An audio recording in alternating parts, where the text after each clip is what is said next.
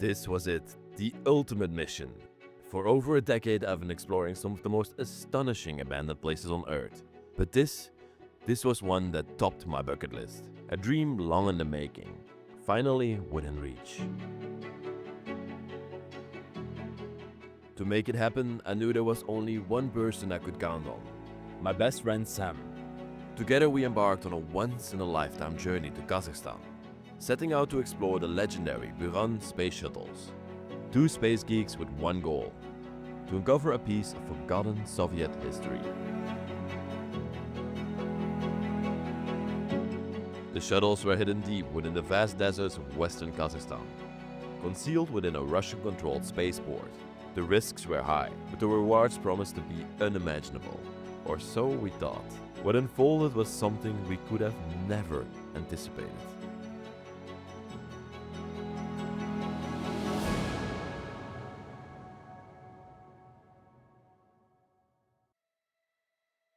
The Buran program was the Soviet Union's ambitious response to NASA's space shuttle, a testament to the intense technological and ideological competition of the Cold War. This engineering marvel was designed to transport heavy payloads into orbit, conduct automatic missions, and potentially redefine space travel for the Soviet Union. It symbolized not just a leap in aerospace innovation, but also the geopolitical drive to assert dominance in the space race.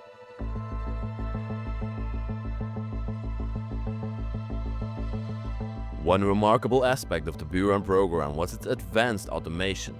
During its single orbital flight, the shuttle performed a fully automated launch, flight and landing, a groundbreaking feat for its time. This achievement hinted at the untapped potential of the program, leaving behind the haunting question what could have been if the Soviet Union had persisted.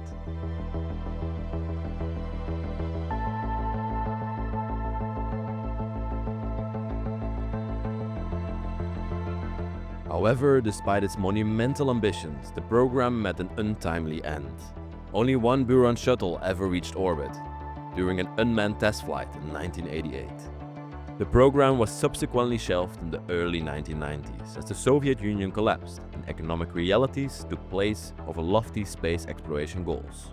Today, the remaining shuttles, standing frozen in time, serve as relics of forgotten dreams and a bygone era of scientific rivalry. The shuttles we sought to document hold historical significance, not just as machines, but as symbols of human ambition and ingenuity. Their massive structures were built to carry immense payloads into space, with designs to reflect the cutting-edge aspirations of their time. Yet they now lie in disrepair, hidden within the Baikonur Cosmodrome, a sprawling spaceport in the desert of western Kazakhstan. Though the Cosmodrome itself remains under Russian ownership, the MZK building where the shuttles rest is entangled in disputes over jurisdiction and neglect. This unique location underscores the complex legacy of the Buran program, a blend of groundbreaking achievement and bittersweet abandonment. These shuttles are not merely forgotten spacecrafts. They are monuments to an age when space exploration was fueled by both science, wonder, and fierce global competition.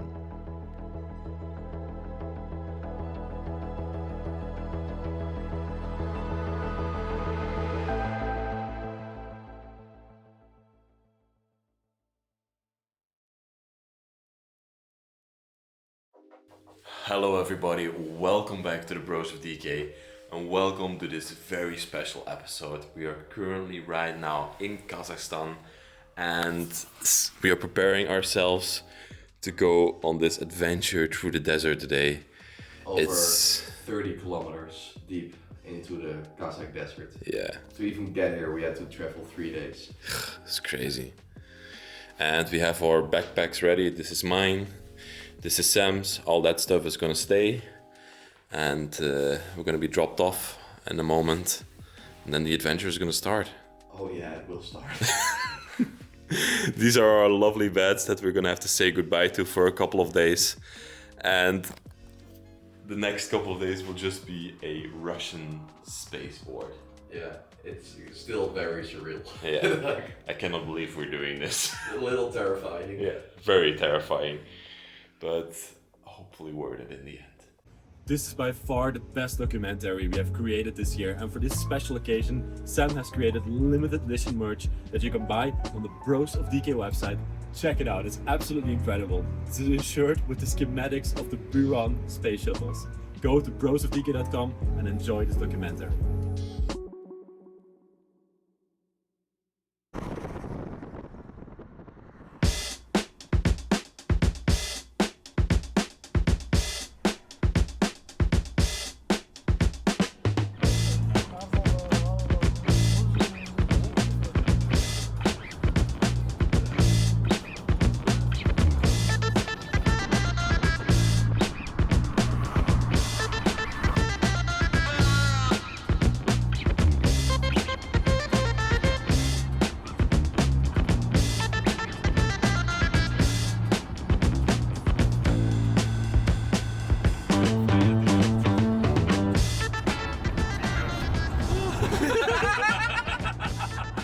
Are you still okay, Sam? Wonderful! Dangerous to the problem.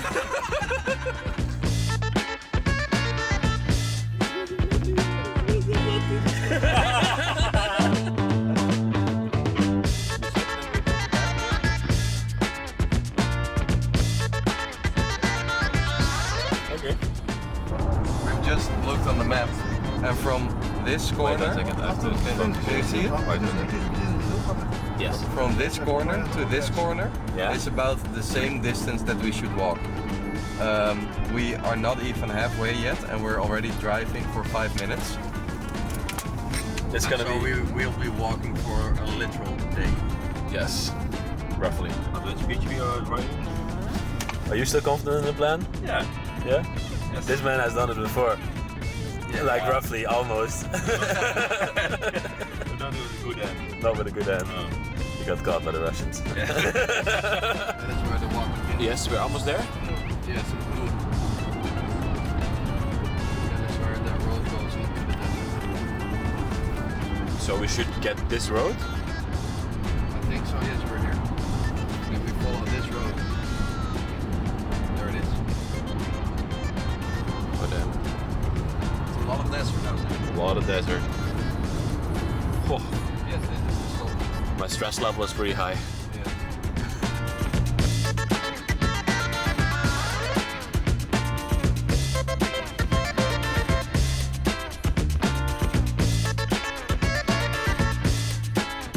And we're gonna start walking. From this point on further, it's roughly 40 kilometers to the space base.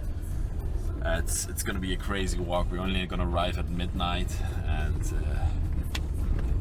I'm pretty stressed at this point. Everything is gonna be fine. Look at his face. Let's go. How can you not be stressed at this moment? I don't know. I know the place. Okay. Sam, you ready? I don't think we'll ever be ready, but Okay. as ready as we can be. Yes, let's This go. is-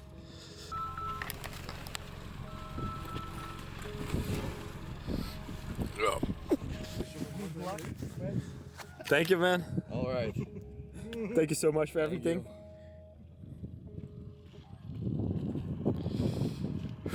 Yeah. Let's go. We'll have contact. Yes? Okay. Alright, thank Bye you. bye. Bye bye.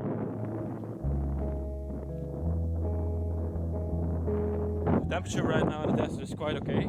We would expect it to be a bit hotter, and luckily there's a lot of clouds in the sky, so it's 30 degrees right now, but it's still very dry.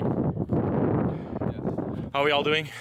Well, considering we've only been walking for 250 meters, we're doing great. You're doing great, yeah. I mean, I gotta check in with you guys, right? Check in the next 250. Yeah. Got some Russian writing over here. We have no idea what it says. Probably something from a gas main or something, or from where the military area starts. It's one of two. We don't know. But I think we are starting to get into forbidden area right now. Yeah, I've just made a little stop. We're 2.5 kilometers in, but we already got seen by a car. We don't it's a security patrol car or if it was a just a random person who was driving here. But we have to be extra careful, and it turns out to be a more tough mission than we have thought. Yeah, I think so too. I think we just got between these poles we have to go. Okay.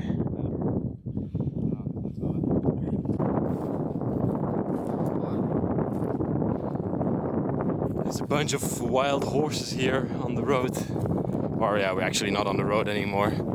But I can see like 20 over here, like a bunch more in the distance. They're not dangerous. They're just part of this experience.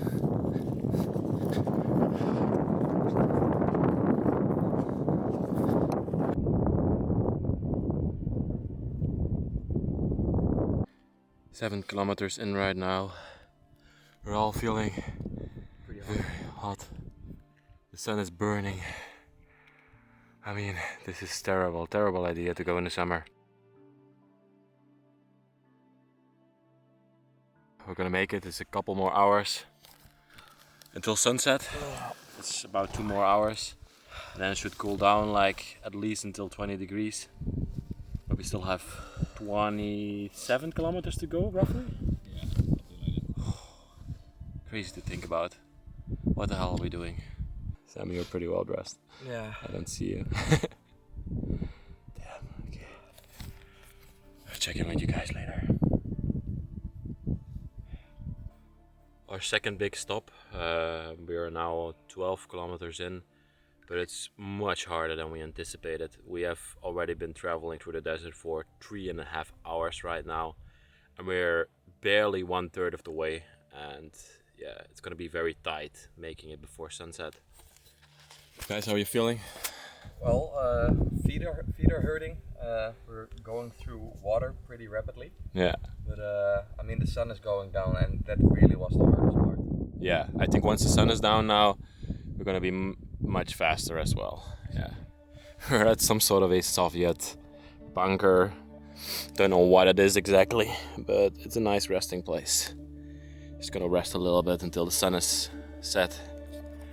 And then we're gonna continue on this treacherous journey.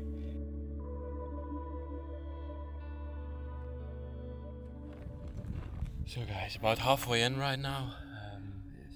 We're feeling all very tired, but it's getting less hot right now. Yes, Which is a godsend, really. it really is. It's getting good. All my joints are hurting. Yeah, it's terrible. I think I'm not gonna film much anymore until we reach the spaceport, because it's getting dangerous and we're getting on military domain right now, actual military domain, and we have to watch out with lights and everything. So see you in a moment. Wish us luck. Wish us luck. A lot.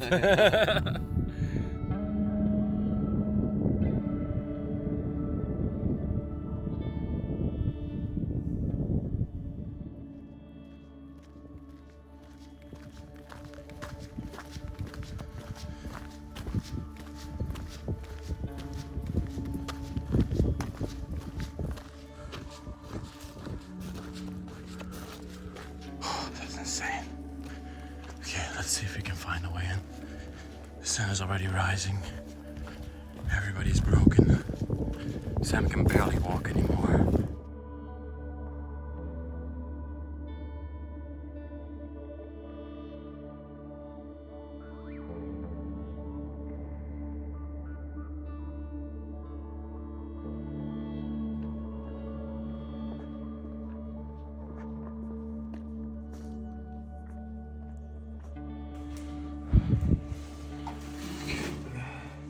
Come inside.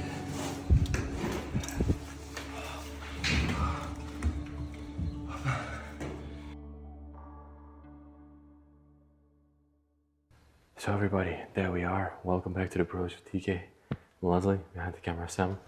Hi there. But if I tell you we had one of the hardest days in our lives, we're definitely not lying. The trip through the desert, I mean it's summer right now in Kazakhstan. The trip to the desert was absolutely terrible. 35 degrees. We only took 6 liters of water. I think I'm down to my last bottle. Sam is completely through his water. and Martijn has like 1 or 2 liters left. He's sharing it with us right now, but it's really bad situation. We still want to make a video because this is a once in a lifetime opportunity to see something like this, but you gotta give all the respect to us because this is something that I've never thought I would do in my life. Sam, I'm just gonna take over the camera. How are you feeling? This was the toughest day that I've ever experienced in my life. Yeah. I really thought that we wouldn't make it at several points. Yeah. We expected the trip to be 8 hours. It was closer to 12 hours. Yeah. We thought that all the ground on which we were walking would be very hard, like Kazakh steppe. All soft. All soft ground, big hills up and down and up and down. Terrible. My legs are literally not working anymore. This is the furthest I can pull it up. Terrible. So let's shoot this and then make friends with the Russian police. Yeah, we decided to give ourselves up to the Russian police. We decided to not take the trip back through the desert. I mean, we have no water left. That's impossible.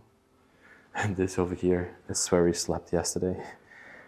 Yeah, it's a situation. It's definitely a situation. We shouldn't overdo it. Let's get to it. Yeah, let's show you what we are seeing because it's epic. I mean, the Soviet space shuttle, the Buran space program, one of the most important things ever for spaceflight. I mean, the technology that it got developed here is unfathomable. Absolutely.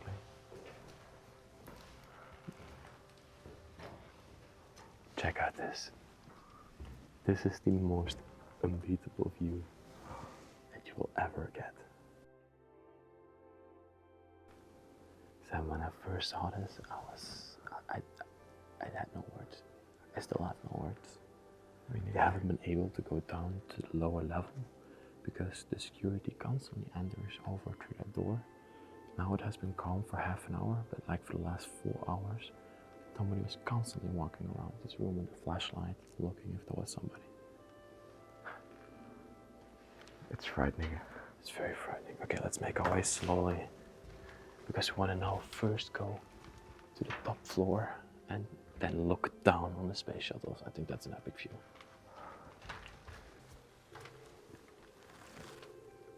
The infrastructure in this place is completely crumbling. All the paint is peeling off, a lot of glass is broken. I mean, it has been abandoned since 1992, right? 95. 95, that's when the space program got cancelled, right? Yes. Yes, so it got cancelled because the Soviet Union, of course, like everybody knows, dissolved, and there was no money left to continue this program. Wow. I think that's an operation tower for the crane. So in the distance on the left side there, you see this is the crane to pick up the space shuttles and transport them over. If I tell you that this facility is absolutely massive, I'm not understating this.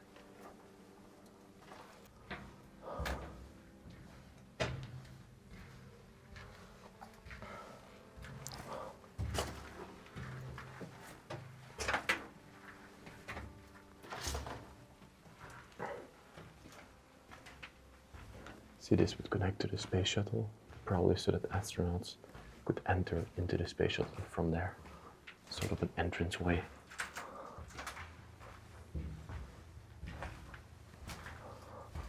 Sam can barely walk anymore.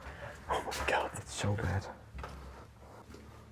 So later on in the video we will enter up here and go into that module. But like we said before, first we want to go and check out the top floor. Over here we get a view of the second space shuttle. So there's 2 space shuttles standing here in the hangars. I mean, there used to be a 3rd space shuttle, right? And that one is the only one which went into orbit, right? Yes, and it got destroyed when a similar building like this collapsed. Oh shit. And so these 2 were also prototypes built to go to space, but they actually never went to space. Yes. That's a misunderstanding that some people sometimes have. But these were just built and placed here and have been standing here ever since, but never went through space. I think we reached the staircase. This is where the staircase? Yeah, this is the staircase. The crazy part about it is you can see a lot of footsteps here. Yeah, so a lot of people walk here, patrol here. It's up here. Okay. Most doors on the upper floor are closed. And here we come on a fairly high level above the shuttles. Wow, look down there. That's an incredible view of the two shuttles in front of us.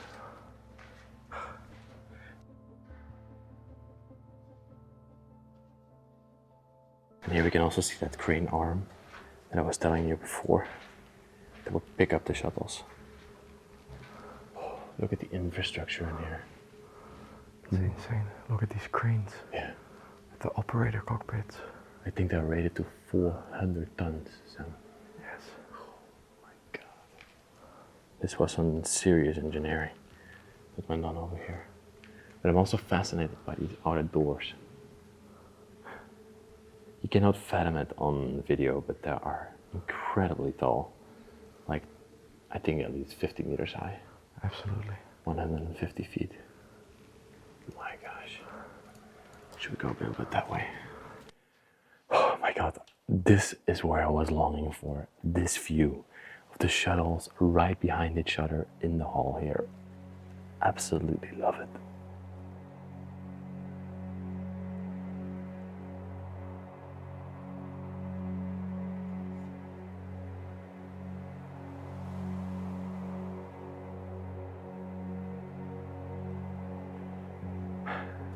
This is the best exploration I ever did. Honestly. Nothing is gonna top this ever. It's crazy because it's so different from the videos we usually make. Yeah. I find it difficult to even come up with things to say about this because it's so otherworldly, literally. It is otherworldly, yeah. And we are both big fans of space exploration, and being able to see something like this literally means the world to us. Yeah. I mean, it was a risky operation, but I think it also has its rewards. Absolutely. Oh, I think there's security. No, okay. Sometimes you hear like steel beams going throughout the place, and then it sounds like somebody is walking through here, but they're actually not. Yeah, it's terrifying. Yeah. Absolutely terrifying. And this was actually the first spacecraft that could return to Earth entirely automatically. They made a flight of 3-ish hours around one of them, the one that collapsed, made a flight around the Earth for 3 hours, and then it actually returned, like Sam said, automatically back to Earth. Unlike the American space shuttle, which always needed a manned crew, this one didn't. And it could carry 30 metric tons in orbit, which was incredible. I'm just like looking how they would move this out of here. They would probably have to place it on this yellow lift or something, and then roll it over the rails. Let me zoom in. Out of the building. Yes, that's what they placed it on. And then they also had these cranes. Massive cranes that would lift it. Insane. But this is not the only thing that went to space. Of course, it was also attached to a rocket. And that rocket is standing in the building next to us. We're going to try to explore it. Don't kill us if we don't, because it's super, super difficult. But this was the heaviest heavy lift rocket in the world to ever... Did it go to space? Yes, it went to space. It carried that one space shuttle to space. Oh my gosh. I'm now here at the highest floor. And here we can see the cranes from up close. Absolutely magnificent pieces of machinery. You can also get a view over the launch site. Back there is one of the starts where the rockets would be launched from. They would go out of the building with a train and then be put up there. And then they could get launched right from that facility over there. Okay, let's see these cranes real quick. Oh, that's incredible. My God. Massive steel wheels.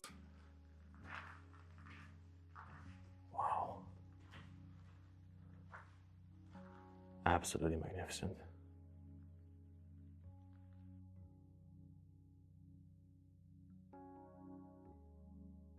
So this is the Skyway, and we want to take a look inside of it.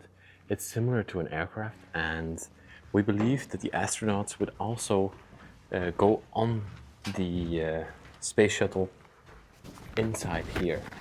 That was the idea, because no astronaut ever went on the space shuttle. Let's see. I think we have to go up this ladder to... Or up one level. Up one level? That's safer. Yeah, let me see. Yes, I think one level up, yeah. So it turns out that it's almost impossible to go down to the level of the spaceship, especially in our condition right now. Absolutely. So we're gonna do one more thing. We're gonna try to attempt to go to the rocket, go out of the building right now, attempt to go to the rocket, and then we're just gonna say, take us with us and bring us somewhere safe to the Russian guards here. Are you ready, Sam? I am ready. I need a cold drink. Yeah. I need some medicine. Yeah. And a good bed. A good bath, yeah. And a shower, And preferably. a shower. It's not a good idea to do it in the summer. No, it's a very bad idea to do in the summer.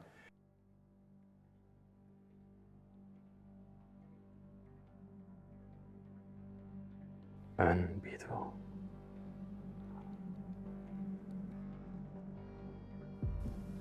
There's guards inside the place right now. I think they're calling us.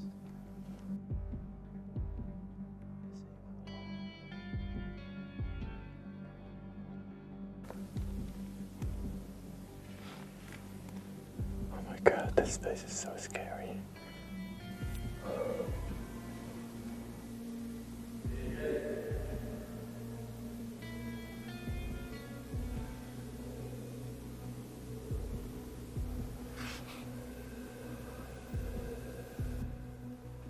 Martijn, hij heeft ons gezien. Hij heeft ons gezien, Martijn. We zijn gezien, Martijn. Ja. Hoi. We're coming down. We're coming down. You speak English? We go out. We go out. Where do we go? Down? Down. Okay. We grab backpack. We grab our backpack, we come down. Okay. Yes. Our backpack is up there. We go up there, grab backpack, we come down. Okay? Yes. Yep. This was what was to be expected. We have been caught, and I think I had my head a little bit too high because he was already on the second level and he just saw me. So just gonna head over to him. Just gonna quickly grab our backpack, and then we're gonna give ourselves over, and that's end of story, I guess. Well, to be continued. To be continued. Hello, my friend, you have to come downstairs. And he could see me. I thought at first he couldn't see me. So at that point I was like, guys, it's over, get up, come out of your hiding position. So we just gave ourselves over. He said, sorry, just filming here. And then they said, you have to come down, but we couldn't come down. But we decided to take the same exit route as we came into the building, which is those stairs where I attached the ladder from.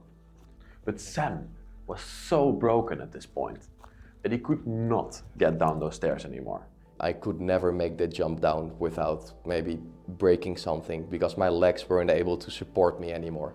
These guys were weirdly friendly because they knew that we were only there because we had a passion for the history and we wanted to make some photographs. The Russians then came with their jeep, parked it under the ladder. One of the guys climbed up, he catched me, and I was able to get back on the ground safely. Okay, these guards are super chill. We have nothing to worry about. We're gonna go to the police station, we're gonna figure this out, and we will probably be on our way at the end of the day. They even gave us a liter of water to drink. They said it's going to be fine. Of course, a lot of paperwork. It's Russia, so a lot of paperwork. At a certain point, they even said to us, guys, you wanna see the space shuttles? They actually took us inside the facility to look at the space shuttles again. They allowed us to make more video. Oh my god. Huh? Whoa. Good? Yes. Amazing. History, Blair. Wow. History. History. Wow. Can I take a picture? Yes.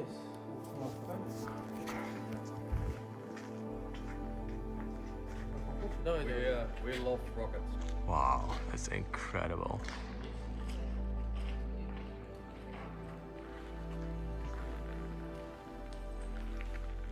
Turns out they wanted to make pictures of us for their private collection. Okay. Yes. They were even arguing with each other if they should make portrait or landscape pictures.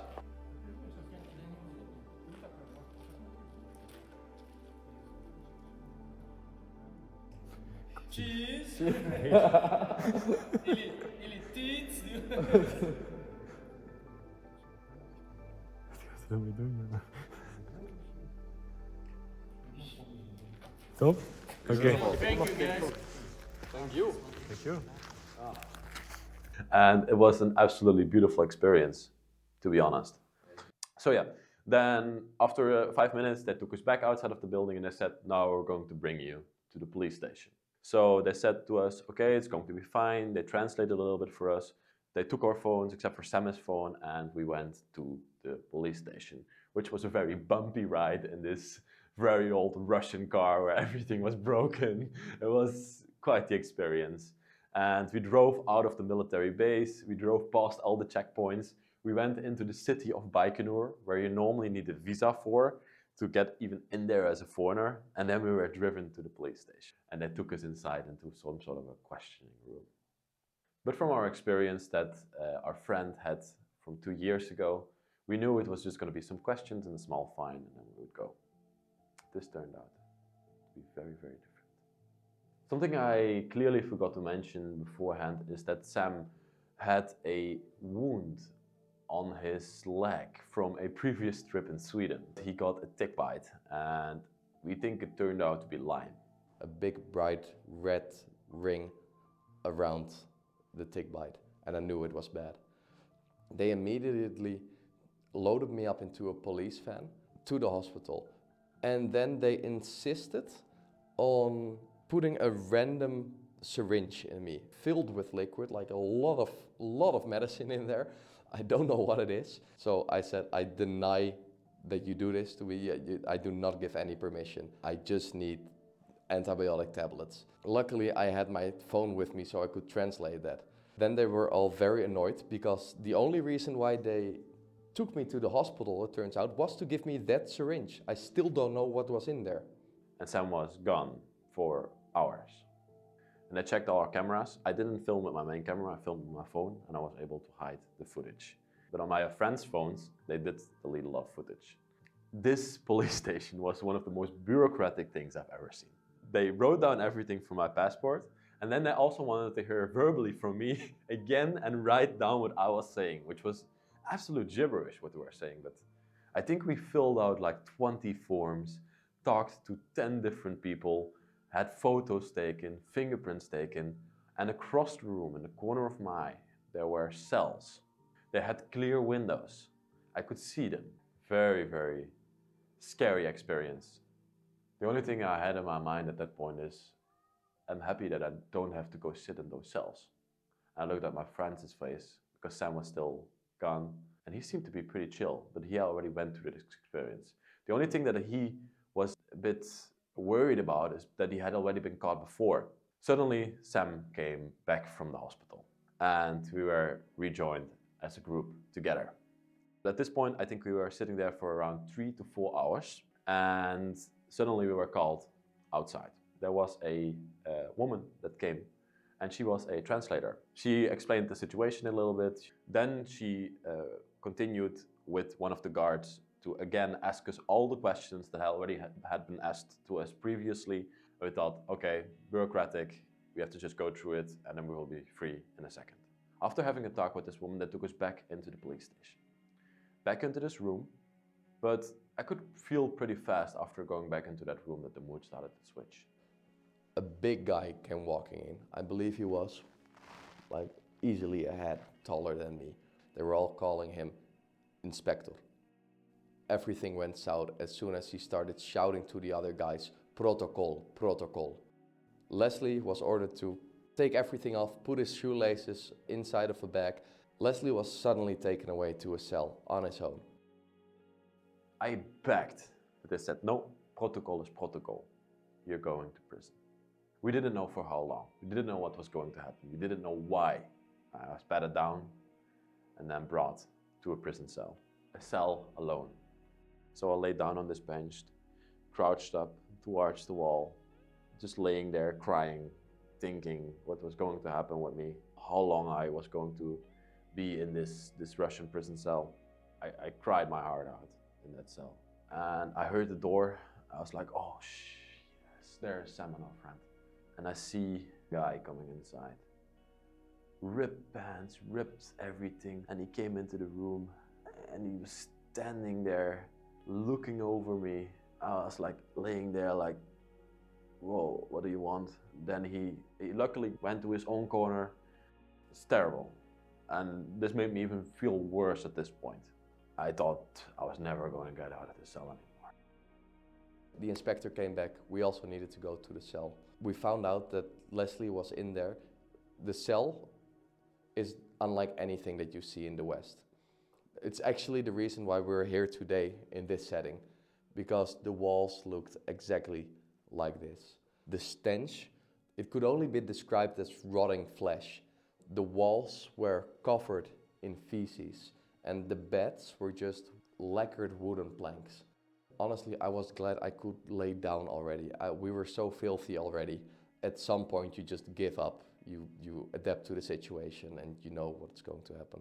Morning came, another change of guards came. This guard was not so willing to give us access to translation. Those were the darkest moments of my life. That is when I really started to panic. Leslie and I, we were both shaking and without any trust in the judicial process over there, knowing the political climate at the moment. These were tense moments. Sam got some news from one of the guards that was actually friendly. He translated with Sam and explained to him that the maximum prison sentence was 14 days and also that we had to go in front of a judge in the morning who would determine if we were going to be let free. And he thought, looking at our case, that it was not going to be very long. At this point, we were feeling better, but still completely broken. We were still in prison. We didn't know. It was still Russia. There was a bright light constantly shining into the rooms. You had no idea if it was day or night. We were going to be brought to the judge around noon. Still 5 more hours. Hours and hours passed. It felt like infinity. So suddenly I started to panic again. What is going on? Why are we not being taken? Then I asked again a guard, and then he explained to me, okay, due to some bureaucracy and everything, the judge was postponed until 3 p.m. So we had to stay 2 more hours still inside of the prison. At a certain point, we were called out of the cell, which felt like a relief like I've never felt in my life before. We were rounded up, taken out of our cells, and then we were brought into the courtyard of the police station, where we were all being put into a real prison van, which no windows, with 20 people crammed in there, extremely humid. That was an experience again. Then we were let in one by one into the courtroom, and we decided prior that our statements were going to be basically the same. We all testified that we are photographers with a love for history, but you could argue that we're very stupid photographers. And the judge sat down underneath a portrait of Vladimir Putin. We are not getting any legal support. On your own, you don't know what the interpreter is saying. Scary moments. In the end, we all got the same sentence, which was 24 hours. 24 hours? That means we still have to go back to prison. We were not done yet. And I said at 9 p.m. you can leave prison and go on your way. This concluded the hearing, was spoken out, signed, everything. And then we were brought back out and driven to a real prison. And this facility really felt like a prison. This was not just a police station anymore. We had to do the real prison experience. You had to shower in the prison. We had to use towels that probably were never washed. And then they checked your body. Weird, very weird. And then we were brought with the three of us to a prison cell. Luckily, there were no other prisoners together with us. We had a cell for us alone. Still a little bit stressed, but okay that we were gonna get out pretty soon. Suddenly a knock on the door. Guys, you want food? Why not? It was quite okay. Sam finished his completely. Our other friend refused to eat it. The tea was good though. A couple more questions were asked, and I think the final hour we were called outside and just enjoy the sunlight. At 9 o'clock, stipped, they said, let's go. Filled out some paperwork, got our bags, brought to a police car and driven outside of the city. And that was it. That was bye to the prison, Russian prison, that experience. I couldn't believe what I just had experienced. Something that I'm gonna take with me for the rest of my life. This was not the end of the story yet. Comunicado que 3 ciudadanos de los Países Bajos y Bélgica fueron detenidos en Baikonur. Het heeft maar weinig gescheeld of 3 documentairemakers uit Nederland en België waren weggerot in een Russische gevangenis. Maar inderdaad van spionage worden verdacht en waar ze nu zijn, wil het ministerie van Buitenlandse Zaken niet zeggen. It started becoming clear that something else happened which doesn't normally happen when explorers do these things. The news picked up on our situation. We first thought it was fun. We went to bed and we woke up. Turns out we were front page news in all of our respective home countries and abroad. But what was very worrying, the headline literally read, "Spies or Passion." They were saying that the Russians thought that we were spies. We had never heard that from the Russians at all. The Western media took that and thought it was a great story to use the word spy, but that made our situation that more difficult because we were still in Kazakhstan. Really complicated the situation. That is when I received a call of the Dutch Bureau of Foreign Affairs. They called us and they said, I believe you've seen the headlines already.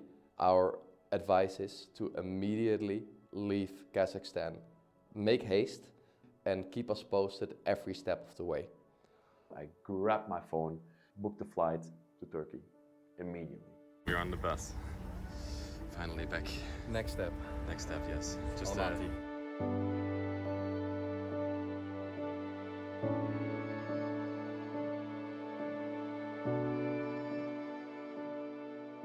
We just arrived in Almaty and we have just one more flight to go until we are relatively safe, I think. We have to act cool, not attract too much attention. Yeah. Because it's all over the media. It's wild, it's really wild.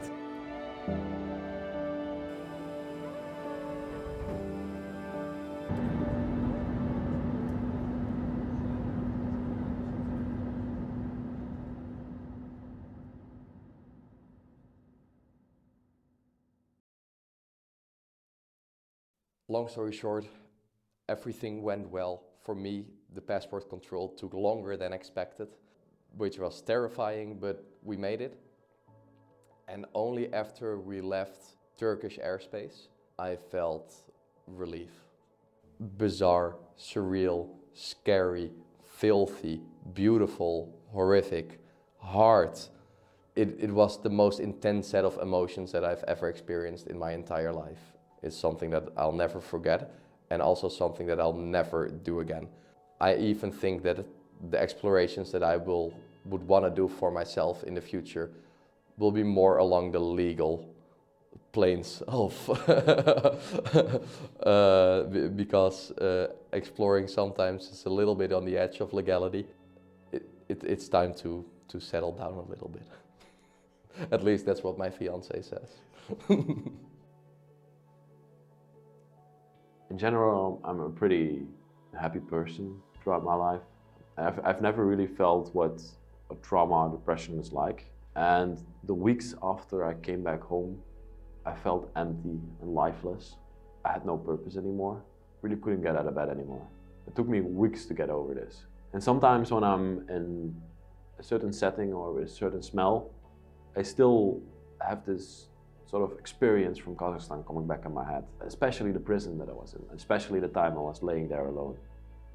But it's my own fault. It could have gone way worse. I think we can be pretty happy that it turned out this way. And it's a story for a life.